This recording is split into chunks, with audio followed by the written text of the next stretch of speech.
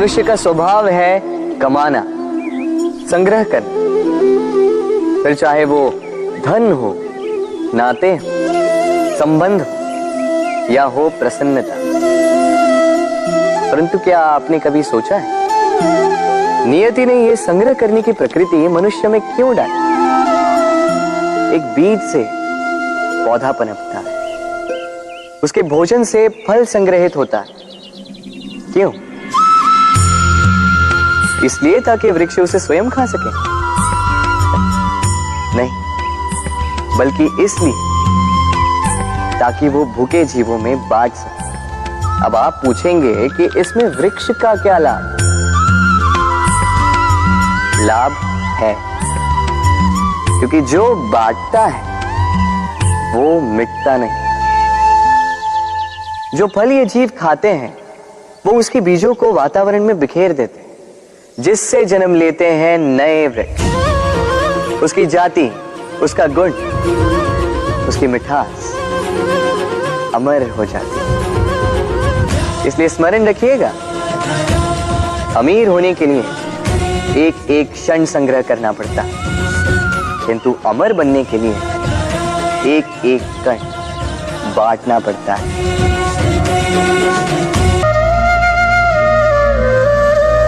कभी बरगद के वृक्ष को देखा है? कितना विशाल होता है। कभी कभी भय लगता है कि इन भारी डालों का बोझ ये तना सह भी पाएगा या नहीं। भय लगता है कि कहीं ये वृक्ष टूट कर न गिर जाए, किंतु नहीं। समय पड़ने पर शाखाओं से निकलने वाली ये बेलें धरती की ओर बढ़ती और फिर स्वयं जड़ बनकर इस वृक्ष को सहारा देती। इसी प्रकार जो परोपकार करते हैं, सत्कर्म करते हैं, उन्हें स्वयं के लिए चिंतित होने की आवश्यकता ही नहीं, क्योंकि उनके कर्म ढाल बनकर उनकी रक्षा करते हैं। इसीलिए जीवन में सहारे की नहीं, कर्म की चिंता कीजिए। राधे राधे। मनुष्य जन्म लेता है और जन्म लेते ही उसकी जीवन यात्रा प्रारंभ हो जाती। फिर वो परिश्रम करता है, संघर्ष करता है और उसे उसका फल भी मिलता है। वो अपने संसाधन स्वयं खड़े करता है और उसके जीवन में तब तक कोई भय नहीं आता जब तक वो कुछ पा न ले। एक बार उसने कुछ पा लिया, उसके पश्चात उसे खो देने का भय ये मन में जन्म लेता है। फिर वो भाग्य, ज्योतिष, प्रारब्ध इन्हें देखने पर विवश हो जाता है। मैं आपसे एक प्रश्न करता हूं, आप इस संसार में जब आए क्या लेके आए थे जो आज खो दो? कुछ नहीं। आपके वश में आपके जीवन के केवल वो पल है जो आपके हाथ में, अन्य कुछ भी नहीं। आपके हाथ में है आपके कर्म, जो जीवन में भाग्य से निराश नहीं होते, जो असफलताओं से टूटते नहीं, वही इस जीवन में विजयी होते हैं। मुझे बताइए, जब आपके पास कुछ नहीं था तब आपने क्या किया? परिश्रम, संघर्ष किया और वो सब कुछ पा लिया जो आप पाना चाहते थे। तो आज सब पा लिया है तो भय किस लिए? क्या ये संसाधन आपको परिश्रम करने से रोकते हैं? नहीं। इसलिए अपने हाथों की रेखाओं में अपना मार्ग कभी ना ढूंढे, क्योंकि संसार में जिनके हाथ नहीं होते वो भी निश्चय से अपना स्वयं का प्रारब्ध स्वयं बना लेते हैं।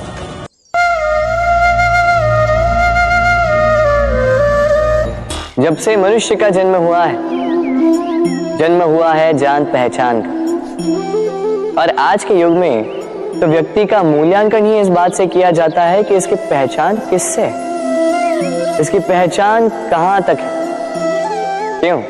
आपके आसपास भी ऐसे कई लोग होंगे जो पहचान की बल पर आपका काम बना लेते हैं। ऐसे कई लोग होंगे जो पहचान से काम पा लेंगे, धन अर्जित कर लेंगे। किंतु आप तनिक सोचिए, क्या ये ठीक है?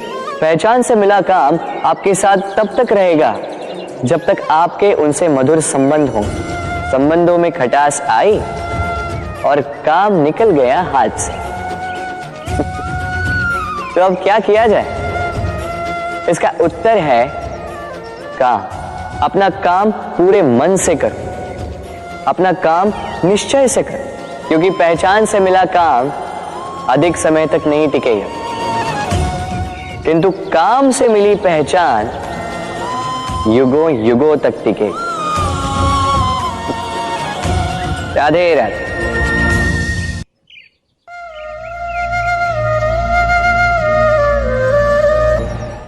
संसार में आपको ऐसे कई लोग मिलेंगे जो आपको बताएंगे कि क्या करना है, किंतु उससे भी अधिक महत्वपूर्ण बात यह है कि क्या नहीं करना।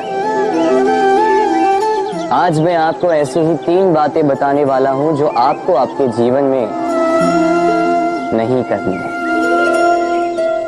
पहली बात, आनंद में कभी वचन मत दो। आनंद आपके तर्क को हर लेता है और फिर आनंद में दिया गया ये वचन बाद में गले की फांस बन जाता है। दूसरी बात, कभी भी क्रोध में उत्तर मत दो। क्रोध आपके विवेक को खा जाता है, भविष्य दृष्टि को बाधित कर देता है और फिर कुछ क्षण के लिए आया ये क्रोध, इसमें दिया गया उत्तर बाद में जीवन भर के लिए प्रश्न बन जाता है। और तीसरी बात, कभी भी दुख में निर्णय मत लो। दुख आपके सोचने समझने की क्षमता को सीमित कर देता है और दुखी मन से लिए गए निर्णय सदा दुख ही देते हैं। सच कहा जाए तो वचन, उत्तर और निर्णय कभी भी जीवन में सोच विचार करके ही लेने या देने चाहिए। सोच विचार करके कार्य करोगे तो इस संसार में किसी भी समस्या का हल बूझना नहीं पड़ेगा। राधे राधे।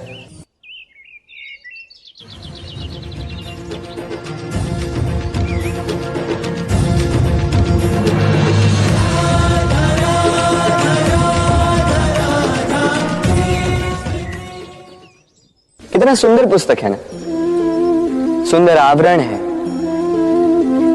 सजाए हुए पृष्ठ हैं।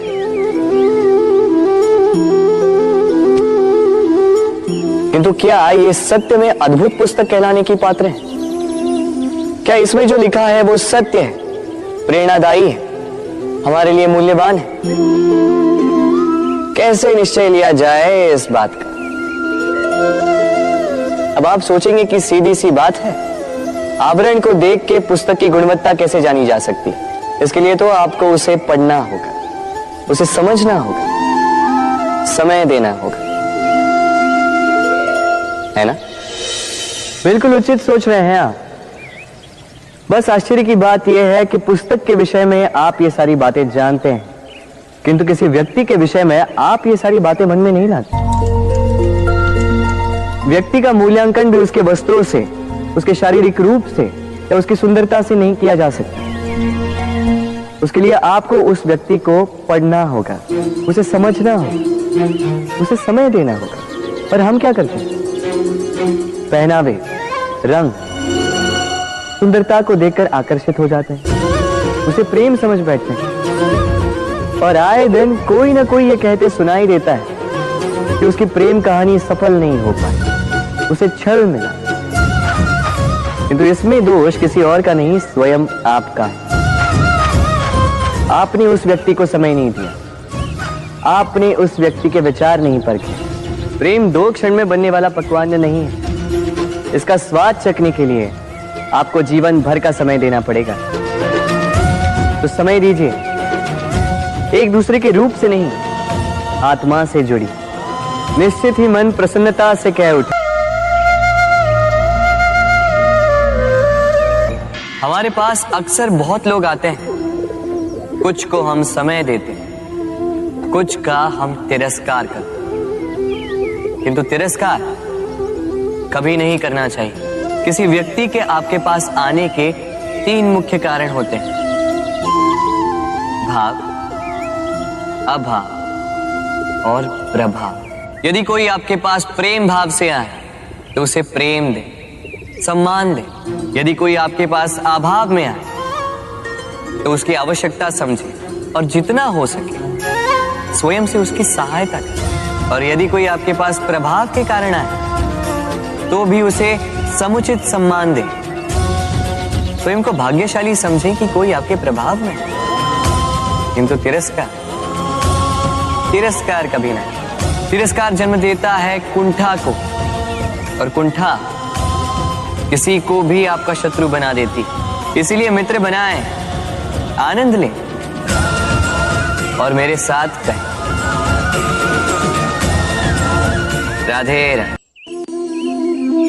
राधा की ये माला अचानक टूट गई, सारे मोती बिखर गए। राधा ने मुझसे कहा कि ये माला उसके लिए बहुत प्रिय है, ये मोती अमूल्य है, उसके लिए विशेष।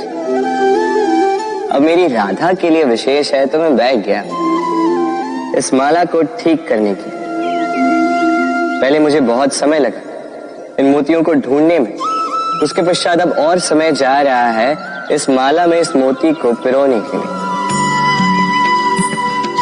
ठीक, अब आप सोच रहे होंगे कि क्यों ना इसके स्थान पर मैं कोई नई माला ही ले आऊं, किंतु नहीं। कोई नई माला राधा पर देखकर मुझे इतनी प्रसन्नता नहीं होगी जितनी वो माला देखकर होगी जो राधा को प्रिय, जो मेरी राधा के लिए अमूल्य। इसी प्रकार होते हैं हमारे मित्र, हमारे अमूल्य मित्र।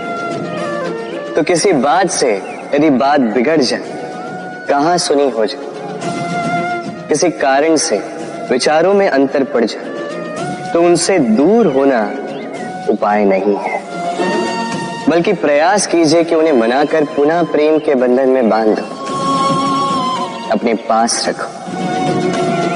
क्योंकि ये बंधन, ये अमूल्य मित्र, इनका जीवन में महत्व कुछ और ही होता है। तो आइए मेरे साथ प्रेम से कहिए राधे राधे। संसार का सबसे बड़ा रोग कौन सा है? कोई कहेगा भूख, कोई कहेगा बुढ़ापा, कोई कहेगा ज्वर आदि इत्यादि। हम सदैव प्रयास करते हैं कि इन रोगों से हम दूर ही रहें। समय समय पर हम चिकित्सक से मिलते हैं, हर संभव प्रयास करते हैं कि ये रोग हमारे आसपास भी ना भटके। किंतु संसार का ये सबसे बड़ा रोग सदैव हमारे साथ ही रहता है, और इस रोग का नाम है भय। किसी भी बात का भय। लोग क्या सोचेंगे इस बात का भय। यदि मैंने ये किया तो क्या होगा इस बात का भय। यदि मैंने ये नहीं किया तो क्या होगा इस बात का भय, आदि इत्यादि। देखा जाए तो प्रत्येक व्यक्ति के मन में एक भय है जो उसे पीड़ा देता है। अब ये भय करता क्या है?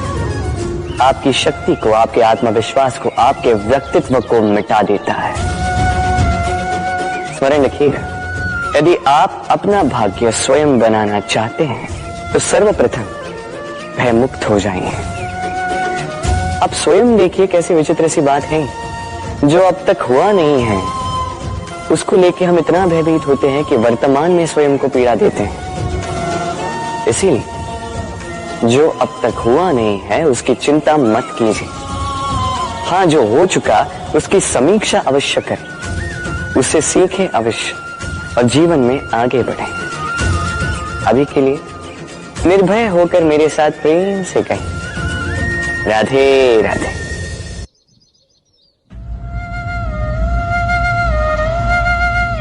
विवाह प्रेम का लक्ष्य है, ये भ्रम है था। और इसीलिए मनुष्य सदैव ये भूल कर बैठता है, सोचता है कि विवाह ही प्रेम का लक्ष्य है। मनुष्य प्रेम को पाना ही प्रेम समझ लेता है। अब देखिए ना, इस संसार में कुछ ऐसे भी भाग्यशाली लोग हैं जिनका विवाह उनके प्रेम के साथ होता है। कुछ का प्रेम ऐसा भी जिन्हें विवश होकर ना चाहते हुए भी किसी और के गले में वरमाला डालनी पड़ती है। किंतु ये दोनों भूल कर बैठते हैं था। विवाह के पश्चात वो सोचते हैं कि हमें तो सब कुछ मिल गया, हमने तो प्रेम प्राप्त कर लिया, हमारा लक्ष्य पूर्ण हुआ। किंतु उसके पश्चात ये जो प्रेम है था कहीं ना कहीं खो जाता है। और जिन्हें प्रेम ना मिला वो प्रेम ना मिल पाने की पीड़ा में प्रेम ही भूल जाते हैं। ये प्रेम ना ही शारीरिक है ना ही भौतिक, ये प्रेम तो अपनी आत्मा का समर्पण है। ये विवाह एक संबंध अवश्य है और इसमें कुछ भी अनुचित नहीं है। ये विवाह प्रेम से प्रतिबंधित नहीं है था। ये प्रेम कहीं ऊंचा है। अब यदि मैं आपको उदाहरण दूं तो क्या राधा के विवाह के पश्चात मैं उसके सुख की कामना करना छोड़ दूं? कैसे मैं प्रयास न करूं कि राधा जीवन में सदा सदा के लिए सुखी रहे? क्या मेरे मन में राधा के लिए प्रेम कम हुआ? कृष्ण का राधा के प्रति प्रेम कृष्ण में समाहित है ना? दाऊ, ये प्रेम पाप तब बन जाएगा जब इस प्रेम के बदले हम कुछ चाहेंगे। किंतु यदि ये प्रेम समर्पित हो तो ना ही ये अनीति है ना ही ये पाप है। और यही मैं राधा को समझाने के लिए, यही इस संसार को समझाने के लिए मैंने बरसाना से विदा लेने का मेरा निर्णय त्याग दिया था, ताकि मैं इस संसार को सिखा पाऊं कि ना ही इस प्रेम में कोई बंधन बाधा है, ना ही विवाह इस प्रेम का लक्ष्य है।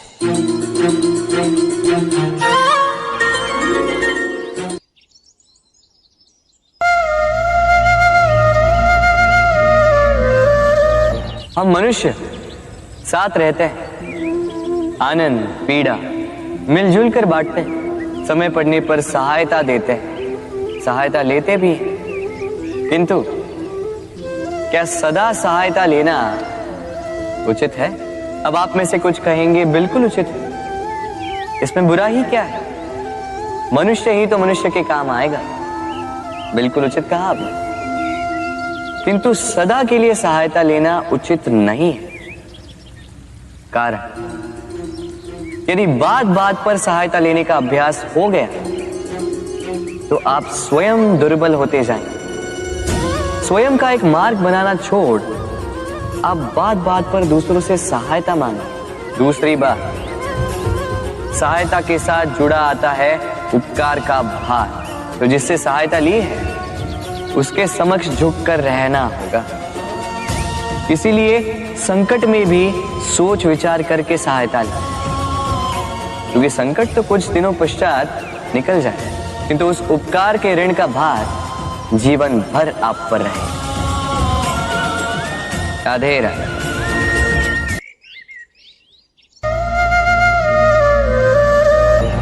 अक्सर आपने आपके माता पिता, आपके हितैषी, आपके शुभ चिंतकों के मुंह से ये सुना होगा, इसे कुदृष्टि लग गई है, इसकी कुदृष्टि उतारो, ये मत करो नहीं तो कुदृष्टि लग जाएगी, ऐसा श्रृंगार ना करो, वो मत पहनो नहीं तो कुदृष्टि लग जाएगी।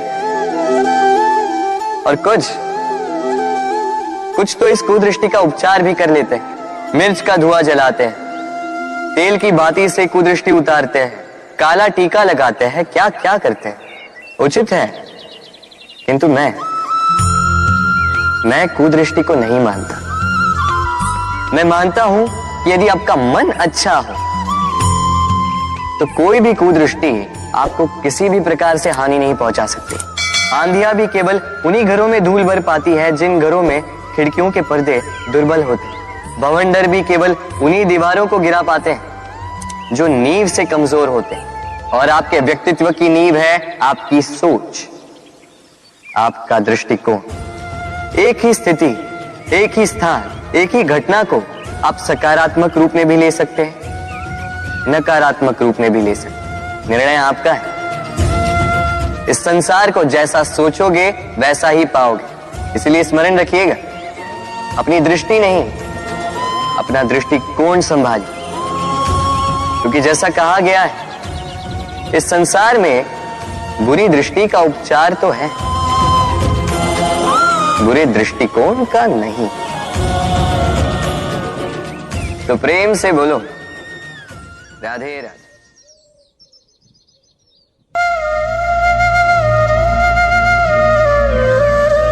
लोग सदैव मुझसे ये प्रश्न करते रहते हैं कि मित्रता का मतलब क्या है, इस प्रेम का मतलब क्या है, और मैं बस मुस्कुराता हूं, क्योंकि ये तो ऐसा प्रश्न हुआ जैसे कोई पूछे कि अनर्थ का अर्थ क्या है। अब जब अनर्थ हो ही गया तो उसका अर्थ क्या? उसी प्रकार वो मित्रता क्या जिसमें आपका कोई मतलब, वो प्रेम क्या जिसमें आपका कोई स्वार्थ। ये दो भाव ऐसे हैं जिसमें आपको कुछ चाहिए नहीं होता, बस देना होता है। आपका समय, आपकी भावनाएं, आपका सुख कुछ मांगने के लिए करोगे तो वो मित्रता कैसे, कुछ पाने के लिए करोगे तो वो प्रेम कैसे। वैसे भी देखा जाए तो जो प्रेम करते हैं उन्हें कुछ पाने की आवश्यकता ही नहीं, और जिसके पास 2.5 अक्षर वाला ये प्रेम शब्द हो, उसके पास तो इस संसार का सबसे बड़ा कोश है। तो आप इस कोश को बढ़ाइए और मेरे साथ कहिए राधे राधे।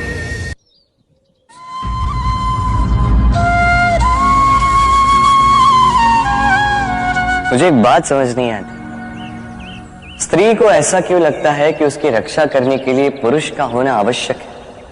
क्या स्त्री स्वयं की रक्षा नहीं कर सकती? मुझे एक बात बता रहा था, क्या तुम अपनी रक्षा करने में सक्षम नहीं थे?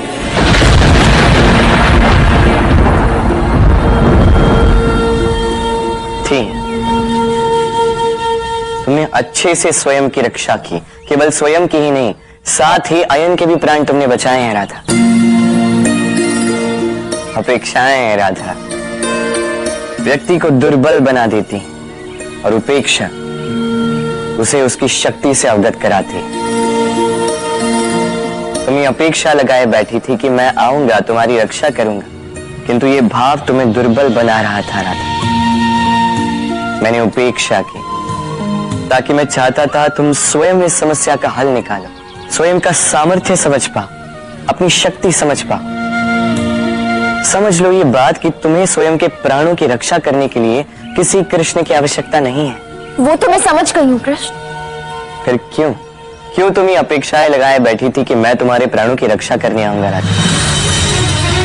क्योंकि तुम्हें ऐसा नहीं लगा कि तुम इस संकट का सामना करने योग्य हो, कि तुम में इतना सामर्थ्य है।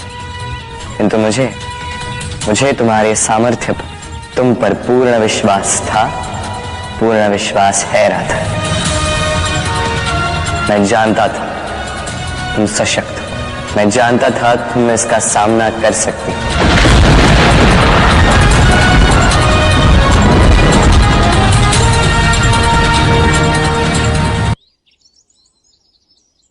कुछ देख रहे हैं, इसे अभ्यास होता है जल स्तर से ऊपर रहने का। तो तालाब में जब भी जल स्तर उठने लगता है, इस पुष्प की ये नाल जो है ये भी लंबी होने लगती है, ताकि ये पुष्प जल स्तर के ऊपर है। किंतु जैसे जैसे तालाब का यह जल स्तर घटने लगता है, इसकी नाल स्वयं को छोटा नहीं कर पाती, और ये पुष्प स्वयं के ही भार के कारण टूटकर गिर जाता है। अब यही हमारे साथ भी होता है।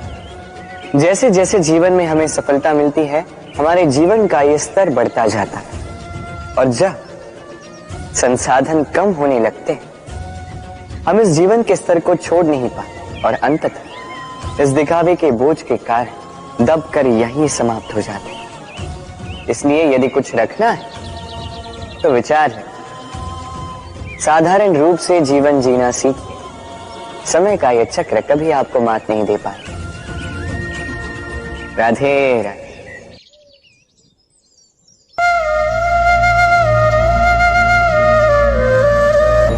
जीव जन्म लेता है, और उसके साथ ही जागती है उसकी स्मृति। स्मृति बड़ी ही बलशाली किंतु विचित्र अनुभूति होती, सदा आपके साथ रहती। आपके साथ जो जो घटता है वो कहीं ना कहीं किसी स्थान पे संचित रहता है। किंतु कभी कभी हम भूल जाते हैं कि स्मृति हमारी है। तो इसमें हमें क्या सहेजना है और क्या मिटा देना है, ये हम पर निर्भर करता है। इस जीवन में क्या सहेजना चाहिए? सुख, आनंद के क्षण, वो क्षण जहां किसी ने हम पर उपकार किया, वो क्षण जहां किसी ने अपनी मित्रता निभाई, वो क्षण जहां हमने किसी को सुख दिया। और हम क्या स्मरण रखते हैं? अपने दुख, पीड़ाएं। वो क्षण जहां किसी ने हमारे साथ कुछ बुरा किया, वो क्षण जहां किसी ने शत्रुता निभाई। और फिर यही स्मृतियां हमें प्रेरित करती है प्रतिकार के लिए। इसलिए हमें क्या भूलना है और हमें क्या स्मरण रखना है, ये हम पर निर्भर करता है। इस जीवन में सब कुछ भूल जाइए, किंतु ये अवश्य स्मरण रखिएगा, भूलने वाली बातें याद है, इसीलिए विवाद। तो प्रेम से बोलो राधे राधे।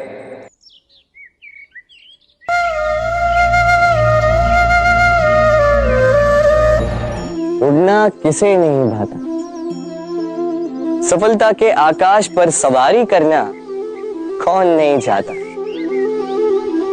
सब चाहते हैं कि इस संसार में उनका नाम, उनकी पहचान सबसे ऊपर हो, कि उनका नाम इतिहास में स्मरण रखा जाए। परंतु सबका नाम इतिहास में नहीं लिखा जाता। कुछ लोग नाम पाकर भी बेनाम रह जाते हैं। क्यों? क्योंकि वो धरातल से नाता तोड़ देते हैं। भूल जाते हैं ये बात कि उड़ान पूर्ण होने के पश्चात धरातल ही उन्हें विश्राम देगा, कि उनके कारनामों पर तालियां बजाने वाले, उनकी प्रशंसा करने वाले धरा पर ही रहते हैं और धरती पर रहने वाले लोग ही इतिहास लिखते हैं। तो सफलता का आकाश नापी, पर अपनों से, उन लोगों से मत कटिए जो आपकी इस सफलता का आधार है। तभी इतिहास में नाम होगा और तभी आप भविष्य में प्रसन्न रहेंगे। राधे। गर्मी की ऋतु आने पर एक मीठी सी कूक सुनी होगी, मन में बैठ जाती है। कोयल की कूक, बड़ी मीठी, बड़ी प्यारी। वैसे एक और पक्षी है जिसका स्वर बड़ा ही मीठा है, हमारे घर के आसपास ही होता है।